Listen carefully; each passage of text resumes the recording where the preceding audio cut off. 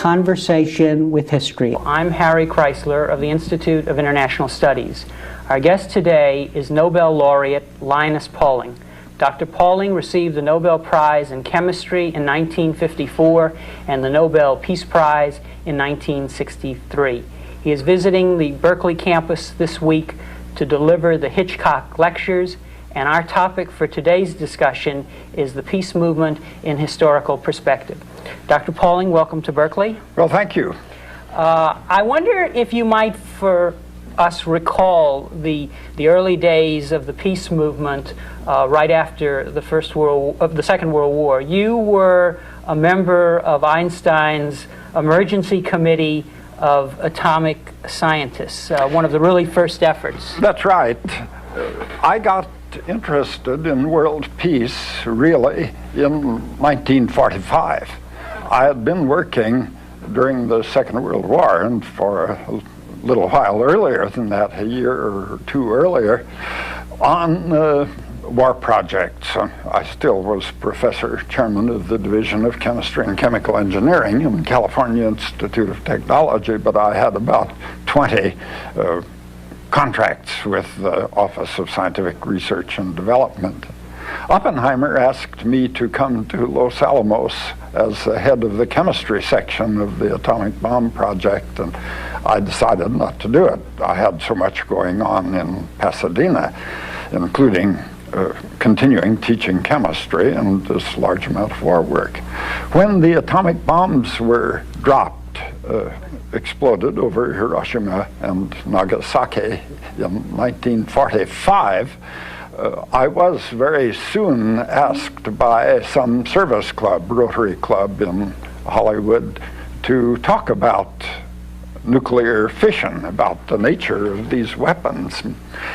I was able to do so because I had not been connected with the Atomic Energy Project and had no classified information about these weapons. So I began giving talks, popular talks to groups of that sort, which were purely educational, descriptive in nature, with little political content. Rather soon, they began to involve also an expression of my own ideas, and I don't remember just how early it was that I was able to quote Albert Einstein as saying that now that a single atomic bomb, can destroy a whole city, and a single rocket can lob it over, the time has come when we must give up war. But then I was asked to join the board of trustees of the Einstein Committee, the Emergency Committee of Atomic Scientists, which consisted only of the board of trustees, half a dozen scientists, Albert Einstein as chairman, and Harold Urey as vice chairman. So every few months I went with my wife to Princeton to a meeting of this board, and later on I began making lecture tours, partially along with Leo Szilard. We would show a film which the committee had made, probably the first film about atomic bombs, explaining what nuclear war would be. Just the little atomic bombs, Hiroshima, Nagasaki type then.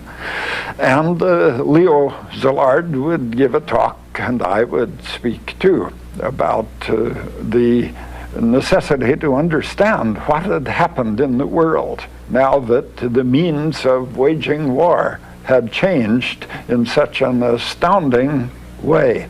And very early on, you were advocating against the production of the hydrogen bomb, even in the late 40s. That's right. Yeah. I opposed the construction of the hydrogen bomb on the, I think, rather reasonable grounds that an ordinary atomic bomb could destroy a whole city, and even the biggest cities, it could do much damage, perhaps kill 1 million people out of the 10 million in a large city, and that there was no need to accelerate the arms race by developing weapons 1,000 times more powerful. How important was the fact that you were and had not really been in government service? Do you think that made it easier for you to draw some of these conclusions and to speak publicly about them? Yes, well, of course, I had, in a sense, been in government service in that I took leave one summer from the Institute in order to go to the Central Explosives Research Laboratory. This would be during the war? During the war. During the war. And I had a large number of government contracts that I was responsible for, but I didn't have classified information about atomic bombs, and I could talk about them as freely as I wanted, I thought. After my first talk, I think the second day after my first talk, an FBI man turned up in my office and said, who gave you information about how much plutonium or uranium-235 there is in an atomic bomb? And I said, nobody. I figured it out. So I wasn't bothered thereafter. But if I had had classified information, we can see that I might well have been restrained from speaking in public about the need to get control over war the way that I was speaking. And over the next decade and a half, both you and your wife were very active in lecturing and in holding conferences and petitioning the government and making known to the public, really, the issues involved in these new weapons. Yes, that's right. My wife had been interested in social, political, and economic problems ever since she was a teenage girl. Mm-hmm. She used to argue in Salem, Oregon, where she was going to high school, with a friend of the family, one of the judges of the Oregon State Supreme Court, of which my uncle became Chief Justice later on. She didn't know him until after. Well, she did actually know him before we were married. He was a friend of her family in Oregon City, Oregon.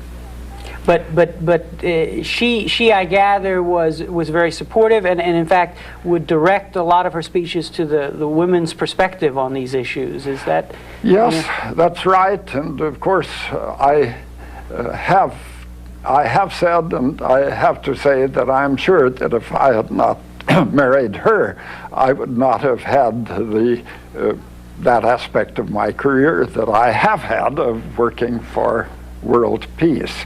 It was her influence on me and her continued support that caused me to continue. In fact, I have said that during the McCarthy period, when many people, especially scientists who had been following approximately the same course that I was following, gave up, I continued because I had to retain the respect of my wife. And what drove her? Was it her academic background or her kind of humanistic concern about the fate of the world? Well, I think largely her humanistic concerns. She had had some training as a chemist, and during the Second World War she worked for a couple of years as assistant to Professor Hagensmith on a war project of developing guayule rubber. She worked as a chemist, and she had an general interest in science, and was very able, very smart, but she was really concerned about human beings. The humanistic concern that she had was very great. And in the lectures that you both gave, they were very similar to what we're seeing today being done by the physicians for a social responsibility on a larger scale. I mean, an exposure of the public to really the horrors of nuclear war in ways that they had never seen. Yes, but when you say on a larger scale, I'm not even sure of that, because we gave hundreds of lectures about world peace, and there were other people too. Norman Cousins giving a great number of lectures. There was great activity 25 years ago in this field. Right. And one of the petitions that was signed by 52 Nobel Prize winners, the Manu document of July 15th, 1955, I noticed there was a sentence that in the petition, we think it is a delusion if governments believe that they can avoid war for a long time through the fear of these weapons. All nations must come to the decision to renounce force as a final resort of policy. Was that a criticism of deterrence, of the notion of deterrence that was emerging, or? Well, it may be that it was. I wasn't at Mainau that year. I have gone to Mainau, where there are meetings of Nobel laureates from time, every year, in fact. I wasn't there. I signed this statement, but I wasn't involved in writing it. I believe, and I continue to believe, that the deterrent effect of nuclear weapons is very important. Here, in 1961, the Soviet Union exploded in the atmosphere a single three-stage nuclear weapon that was a 60 megaton bomb with explosive power equal to 60 million tons of TNT. That's 10 times the explosive power of all of the bombs used in the whole of the Second World War in this one explosion. And these bombs exist by the thousands. Not so many. I don't know that there are any other 60 megaton bombs because there's no target worthy of one, but there are 20 megaton bombs and many 1 megaton bombs around, roughly equal to the Second World War in a single bomb. The feeling that I had, and many other people, that the existence of these stockpiles of terribly destructive weapons that, if used, would certainly destroy civilization as we know it and might well wipe out the human race, meant that the great powers must not get involved in a war with one another. My own feeling then and now is, as expressed in the report by the Boston group, Philip Morrison and his associates, and the report called The Price of Defense, issued about 4 years ago, is that the nuclear deterrent should be reduced from its present completely insane level to a somewhat less irrational level. But I think we shouldn't get rid of it entirely and tempt the great powers to go back to old-fashioned wars with one another, with conventional weapons, and with 20 million people killed in the First World War, 40 million in the Second World War, perhaps 60 million or 80 million in the Third World War fought with conventional weapons. Why take that chance? Well, I believe in the nuclear deterrent, but it's just got out of hand, and we continue to waste money on it instead of stabilizing it. Were charges made against you that you were for unilateral disarmament? I mean, in a public debate, there tends to be such a distortion of views that are so different from the conventional wisdom, as yours were in the 50s. I think that there were some irresponsible statements about me to the effect that I was working for disarming the United States, that I was taken in by Soviet propaganda and that sort of thing. And of course, I was speaking out for a while, contrary to the official opinion. If we had had a dictatorship in this country, I might well have been accused of the crime of seditious libel, which is used in dictatorships to suppress criticism. Seditious libel consists in making statements critical of government policy. That's sedition in a dictatorship. Well, you know, when I was awarded the Nobel Peace Prize in 1963, Life magazine published an editorial with the heading, "A Weird Insult from Norway." The Norwegian Nobel Committee awards the peace prizes. Well, I think that the writer of this editorial thought that it was insulting to give the Peace Prize to someone who advocated something that was not the official policy of the United States government.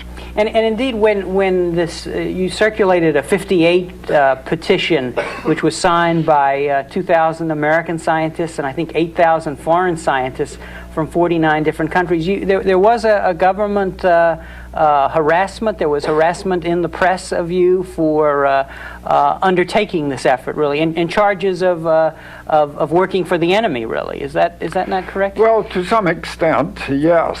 And I was given, I first announced that 2,000 American scientists had signed a petition asking for a cessation of the testing of nuclear weapons in the atmosphere, where they were liberating radioactive fallout over the whole world that would cause defective children to be born and to damage living people, to living human beings, causing cancer and other diseases. And we asked that the nations make an agreement to stop the testing of nuclear weapons. At that time, the government policy was not to make this treaty. It had not yet been decided, but pretty soon it was decided to make such a treaty. I think that I got a good bit of support, but some criticism also. Here, I had written this petition together with Barry Commoner and Ed Condon. Ed Condon is a Berkeley man who was at that time professor of physics in Washington University. Barry Commoner, professor of biology in Washington University, St. Louis. We circulated the petition. I decided later to, people from foreign countries, scientists from foreign countries began to send in copies, signed copies of the petition. So my wife and I circulated it in foreign countries and ultimately turned over 13,000 signatures of scientists to the Secretary General, Dag Hammarskjöld, of the United Nations. And on another occasion, when you were in the Soviet Union, you actually wrote a letter to Khrushchev, which included a draft treaty, which I gather was very similar to the partial test ban, which was eventually adopted in '63. Yes.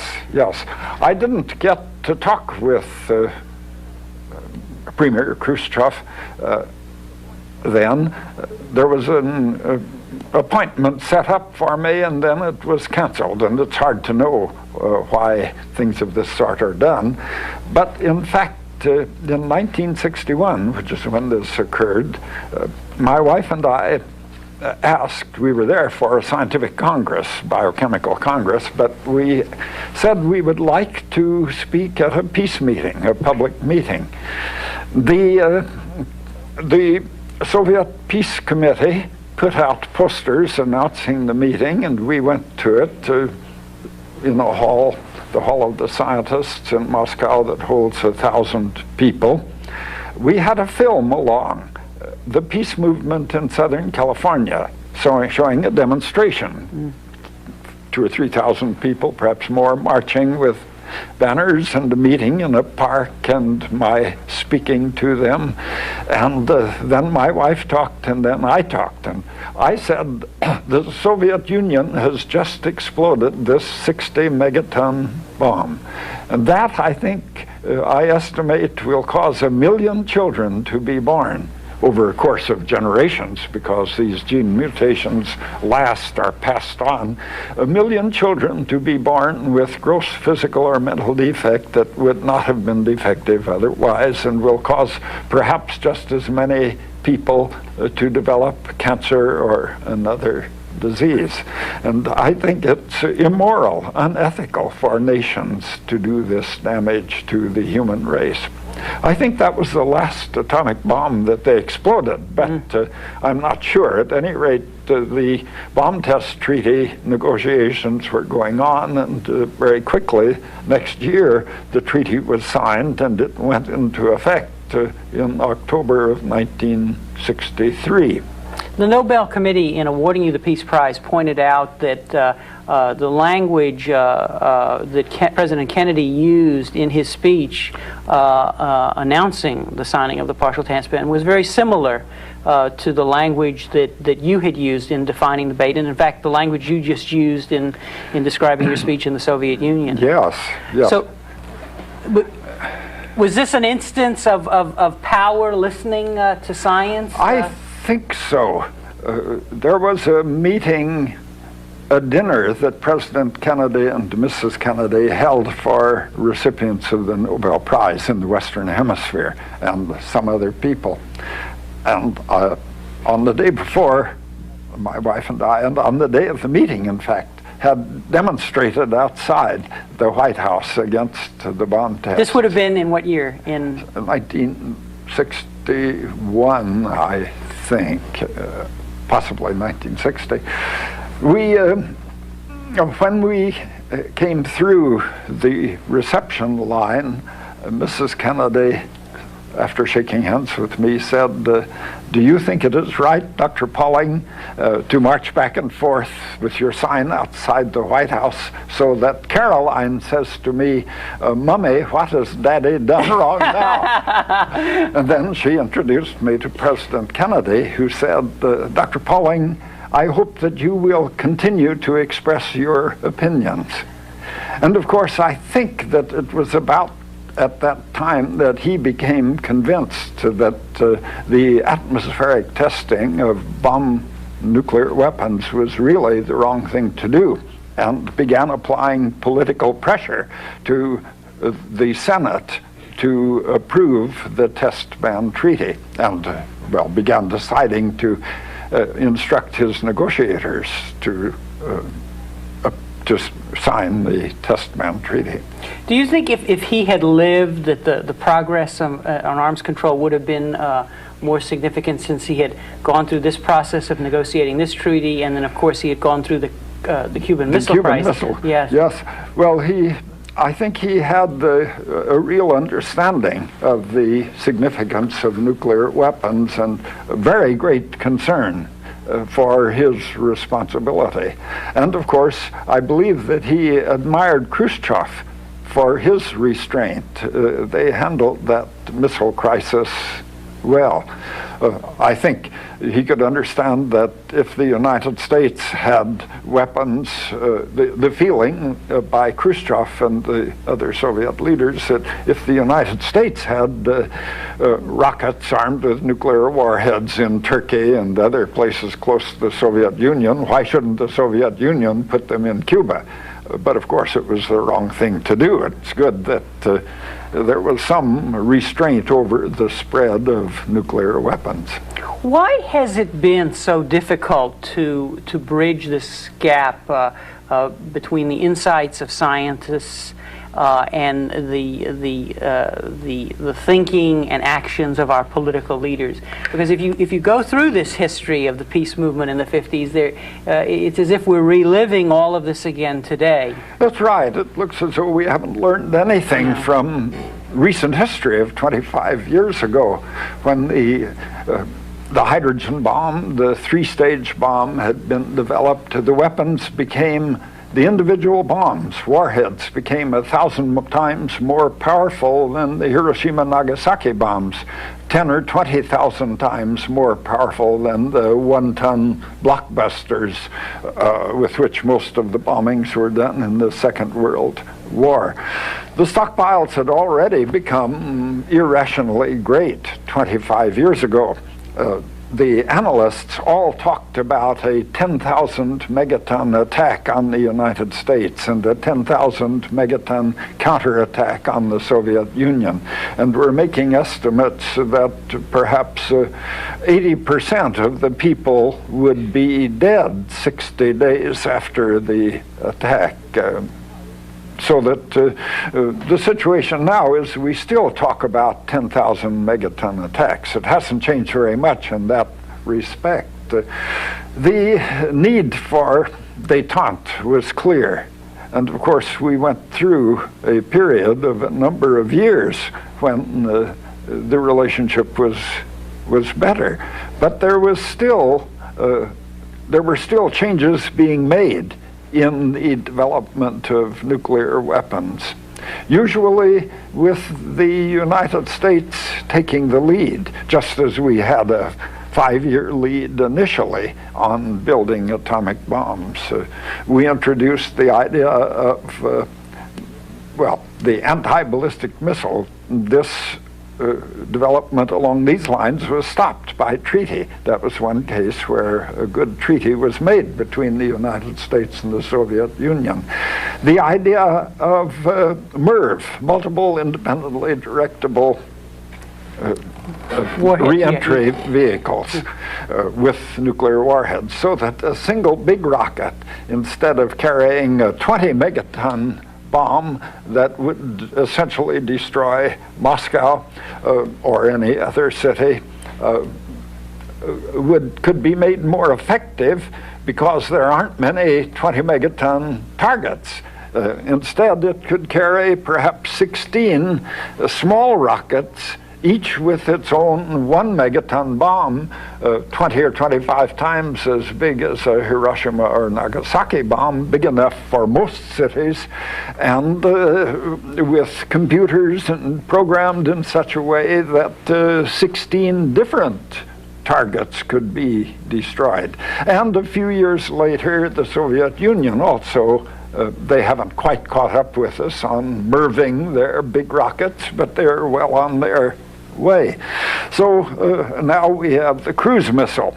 And I heard Andropov speak. I was in Moscow the 21st of December, 3 weeks ago, when nearly a month ago, when Andropov gave his talk in which he said that they were willing to cut down on intermediate range missiles to the number that the West had, Britain, France, the United States, and would continue to cut down if we were willing to cut down. But he went on to become very tough then. I suppose he has to, under the circumstances, with a tough opponent in the United States. And he said that they were well on their way toward completing the development of their own cruise missile. If we went ahead with our 7,000 cruise missiles, very dangerous business, they would soon have an equal number. So the race has gone on. They're going to, yes. He said they would keep up with us. Of course, President Reagan says we'll keep ahead of the Soviet Union. What is going to happen if these two great nations are not able to get enough sense to stop this waste of money and this increasing of the danger of a nuclear war breaking out? As these weapons become, and the delivery vehicles, the whole system become more and more complicated, the chance that there will be a technological or psychological accident that initiates the catastrophic interchange of these terribly destructive weapons becomes greater and greater, so that we get in more and more danger that a nuclear war will break out. When the world is destroyed, it'll be by accident, not by design, not by direct decision of Reagan or Andropov, but by accident. But why then have the politicians, the political leaders on both sides, failed to heed the warnings about these dangers? When one goes through this history or reads your very good book, No More War, published in 1958, you find that the issues have been on the table since early times in this new era. The arguments in my book are essentially the same. I talked about a 20,000 megaton bomb war, 20,000 megaton war, 10,000 from each side there. And that's what we still talk about. And the other dangers and the need for making the world a safer place. The arguments are still just as good 25 years after this book was published. And why haven't we got control? Well, the Soviet Union, first the people and the government fear war. They don't want to have a war. They are afraid also of attack by the Western powers. They are afraid of the anti-communism that we know exists upon the express statement that we are out to destroy communism. And they are more afraid than we are, because they know what war is. There were 50 times as many people in the Soviet Union killed in the Second World War as Americans killed in the Second World War. They experienced the destruction of their own country. So I think that they feel that they have to try to keep up with the United States and not tempt our militarists. Now, our position has been made pretty clear year after year, or decade after decade, from 30 years ago, that our gross national product is twice that of the Soviet Union. We fear communism, that communism will take over the world. Well, as Khrushchev said, they say communism is so good a system that it's inevitable that it take over, and we don't agree with that. But so we fear communism and think that we must prevent the takeover. We are twice as affluent as the Soviet Union, have twice the gross national product of the Soviet Union. The burden of militarism, even if it were great for us, would be twice as great for them. President Reagan issued a few months ago a national security directive that repeats the statement that we must apply economic pressure, military pressure, diplomatic pressure, propagandistic pressure on the Soviet Union with the hope of eliminating it from the world. In fact, he said in June, I think it was, he spoke to the British Parliament in London and said that by applying this pressure, we ultimately shall achieve the goal of leaving Marxism-Leninism on the ash heap of history. I'm quoting President Reagan. So we have a goal, that of applying pressure by increasing military expenditures until finally they become intolerable for the Soviet Union. I read one statement by a commentator back in Connecticut who said President Reagan's plan that by our spending $1.6 trillion on militarism in the next 5 years to bankrupt the Soviet Union, already in its first year has brought the United States to the verge of bankruptcy, not only economically, but also morally and spiritually. So that what the politicians didn't learn from the scientists was to go beyond this notion that victory is still possible. Is that what you're suggesting? I mean, that they believe that by building up nuclear weapons, they can not necessarily have to go to nuclear war, but will be in a position to keep the other party down, and then by simultaneously applying economic screws, possibly even break the system. So that the politicians haven't really gotten over these old ways of thinking that Einstein and others warned they really would have to move beyond. That's right. They haven't recognized that this is just too dangerous a policy to follow. And I am sure that President Reagan and his advisors do not anticipate that there will be a nuclear war. I'm sure that they don't believe the statement that they made last year that we might carry on a limited nuclear war in Europe. and still not destroy the world. I'm sure they don't believe that. That was just propaganda to get the American people to accept the whole idea of continuing the military buildup and increase in the military budget at the same time that we are having trouble with the parts of the budget that relate to the well-being of the American people. This is just propaganda. They don't think that we can have... I have said that, well, perhaps a limited war in Europe would be all right. It wouldn't get any objection because the Soviet Union wouldn't be harmed. They wouldn't complain. We wouldn't be harmed. We wouldn't complain. The European nations wouldn't complain because they wouldn't exist any longer. Well, of course, the fact is that even a limited war with the radioactive fallout, the dust thrown up in the air that might prevent the sun shining through for long times, smoke from the forest fires that might hinder the growth of plant life on the surface of the earth, all over the earth for months or years. And the radioactive fallout spread all over the world. The carbon-14 that has a half-life of 5,070 years and continues to damage human beings would continue if they existed for tens of thousands of years. These effects, even in a limited nuclear war, involving, say, only 1,000 times or 100 times the explosive power of the Second World War, might well mean the end of the human race. So we need to have a change in thinking that Einstein talked about.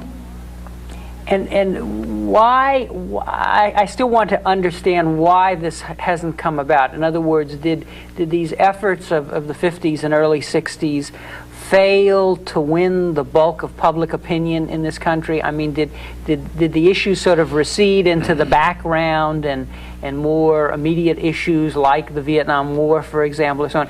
Because when you go through this material from the period when you were so actively involved, so much of it resonates with what we're hearing now, and in some ways it's bothersome that it's as if we haven't learned the lessons that were clear from the very beginning. You know, statements, we were making statements of this sort, especially when the stockpiles of nuclear weapons got up to 600 megatons, 100 times this was very early, 100 times the Second World War. And it seemed it already was irrational to have such destructive power. Then they got to 6,000, perhaps even to 60,000. Estimates now are usually around 30,000 as the total stockpiles, but that order of magnitude. It is really, as Philip Morrison said, insane for the human race to have developed the powers of self-destruction to this level. And why? Well, back 20 years ago, the bomb test treaty went into effect. This was a victory. It looked as though there was some sanity coming into the situation. There was a period of détente.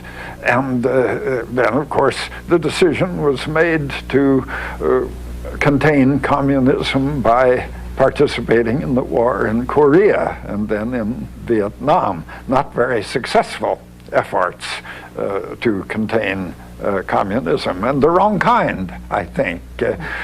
How much money we waste on militarism in the world? Something like $600 billion a year, equal to the total income of more than half of the people in the world.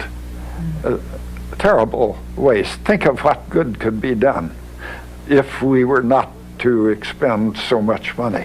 There are great problems to be solved in the world, to be attacked. The problem of overpopulation, the problem just of feeding people is going to be more and more serious one. Encroachment on the environment, possible catastrophe from damage to the ozone layer, and so on. And we aren't cooperating in solving them. The United States and the Soviet Union even if they were to be cooperating in solving these problems, would have and will have in the future a pretty difficult time. And when they are fighting each other in the way that they are and wasting money on militarism, senseless militarism, there's not much chance of solving these other problems. I'm asked from time to time, am I hopeful?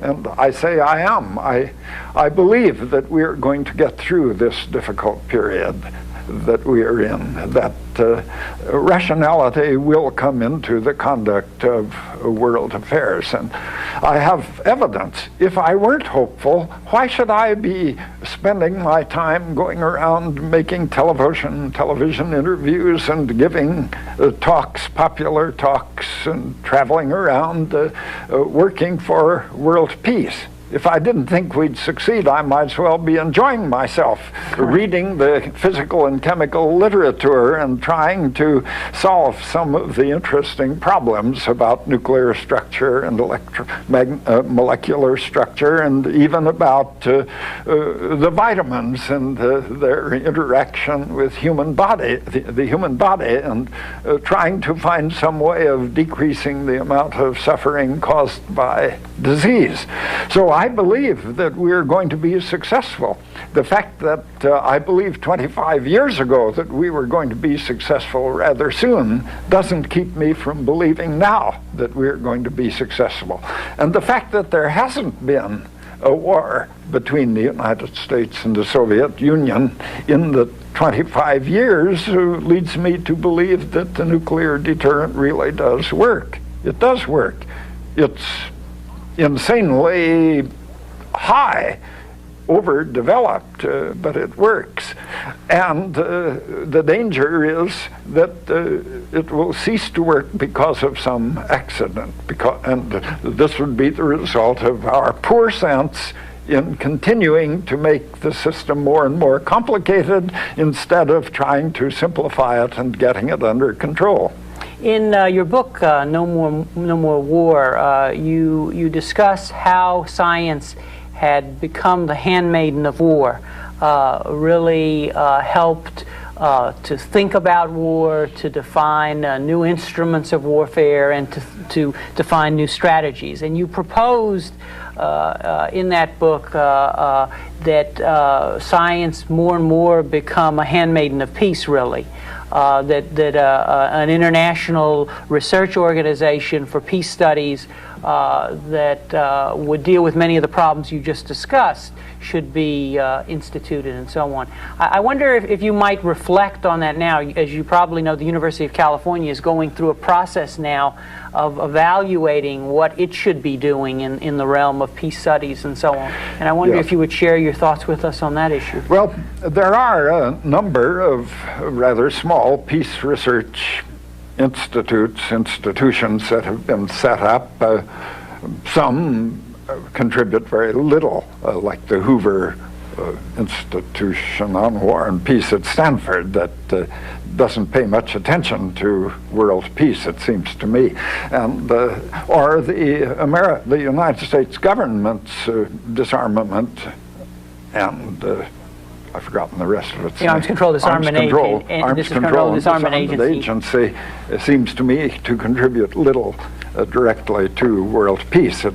My idea that this could be a government function may not be a very reasonable one. It may be better to get it as far as possible away from governments. I envisaged a large place where that would be essentially like a great university, a very great university, where the staff members would be interested in world peace and would devote part of their time to striving to solve the problem of eliminating war from the world and planning out a better world. And that they would also be productive scholars working on problems, perhaps basic problems in fields of science or problems of applied science that would help in the question of overpopulation or damage to the environment and all the others. Some of them sort of futurists trying to plan the future. I think it would be fine if the University of California, I think Harvard has a rather small group that might be described in this way. It would be fine if there were a large and effective group in the University of California. Here we have a university that I have from time to time, ever since 1945, 48, when I was Eastman professor at Oxford, described as the greatest university in the world. And I still think of it in this sense. The University of California needs to continue to lead the world. And what we need more than anything else is to lead the world toward peace. Do you feel that science in this post-war period has been corrupted by its relationship to the government and its relation to weapons programs? No, I don't think so. There's misuse of science, in my opinion. All this weaponry stuff is a misuse of science. Individual scientists have been tempted into working for the government, working on weapons either directly or indirectly.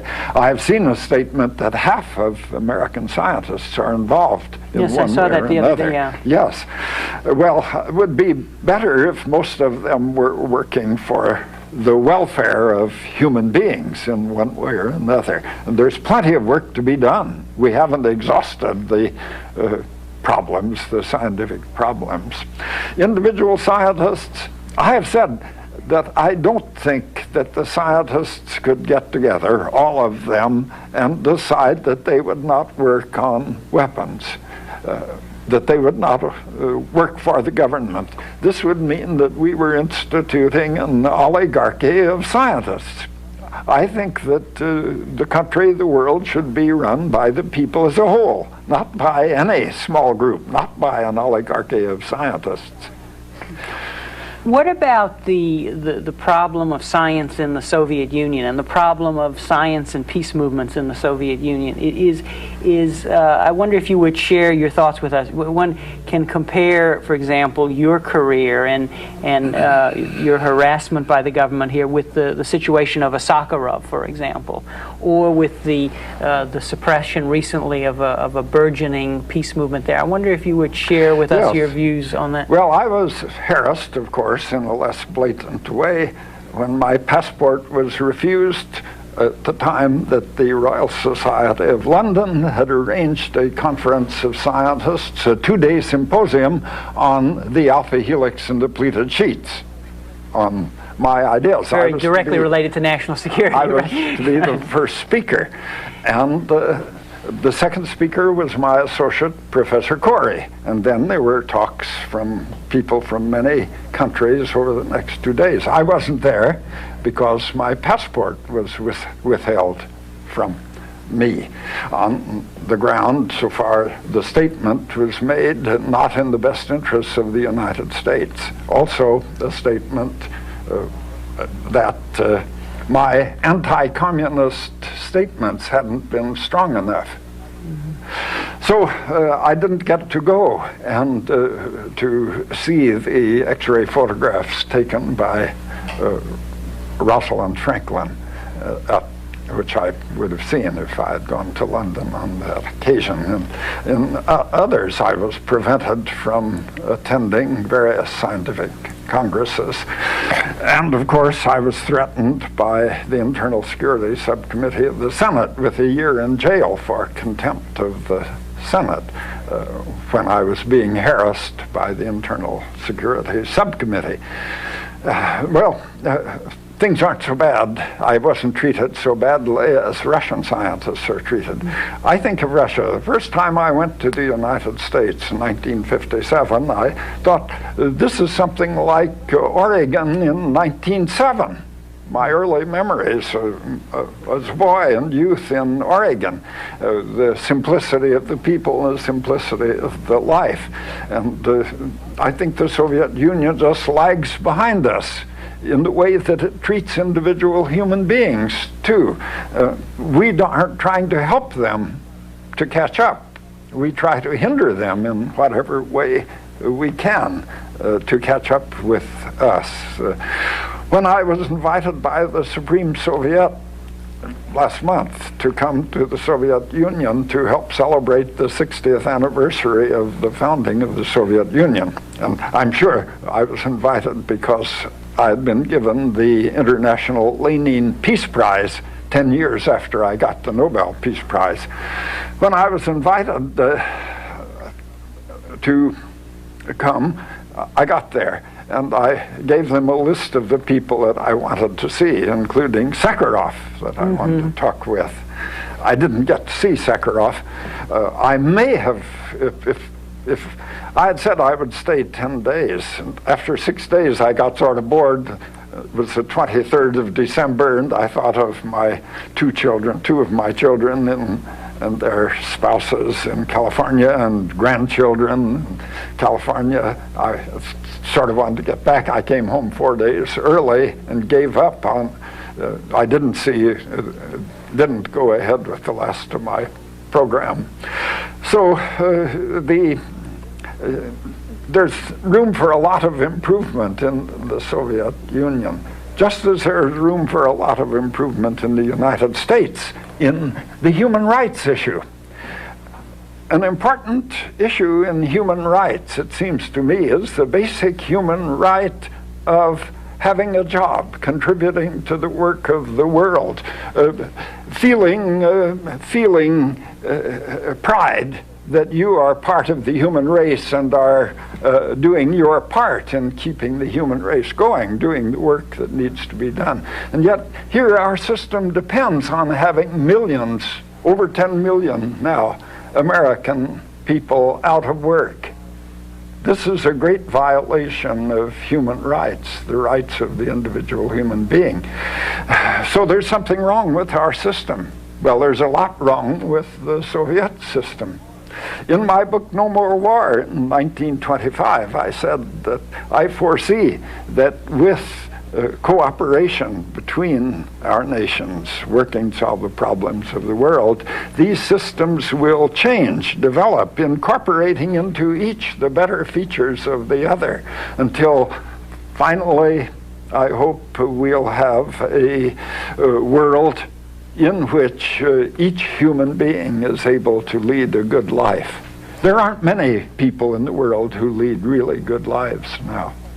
One final question. If you look back at your involvement in the peace movement and your experiences in politics, are there any lessons that you learned about things that you would have done differently, or things that you think you did right that you think show an example for people presently involved in the movement? Well, one problem that my wife and I experienced in the peace movement 25 years ago, in that period, or 30 years ago, is that of difficulty in cooperation.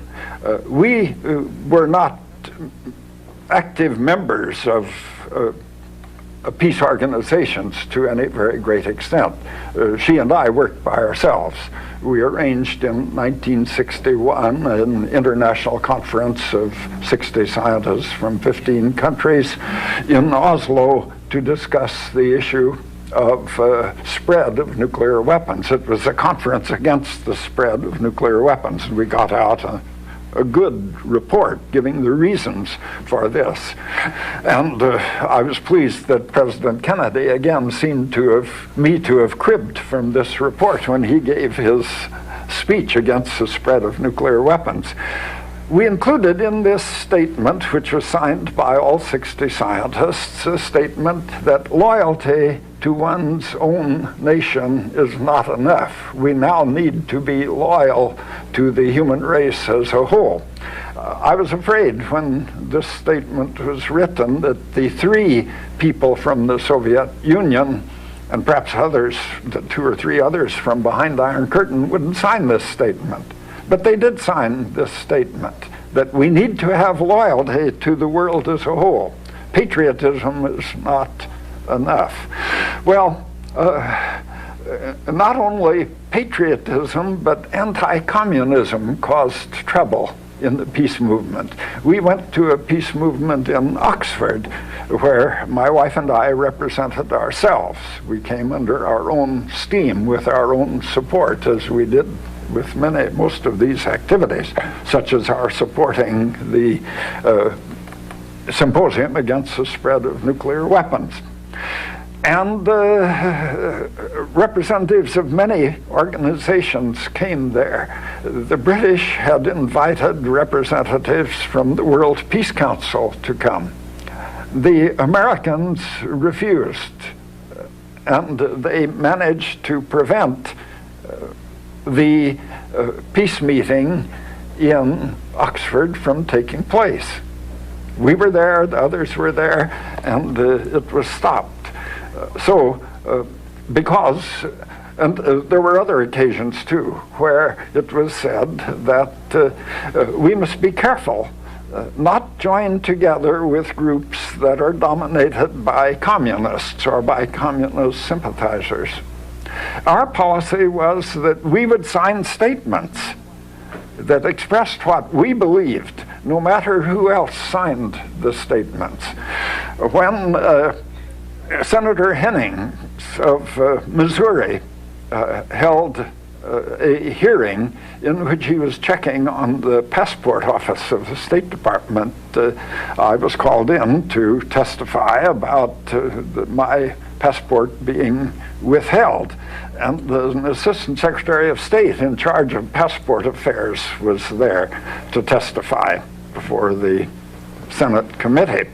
He was asked, how did it happen that Professor Pauling received his passport to go in 1954 to Stockholm to get the Nobel Prize in Chemistry?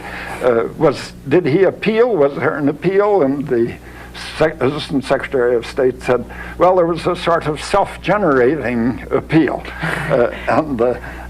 Here, I've just got some documents from the State Department several years after I wrote in under Freedom of Information Act, correspondence in which the State Department officials are discussing whether it would do more damage to the United States to refuse to let me go to get my Nobel Prize or to let me go to get it, and they decided it was better to let me go to get the Nobel Prize.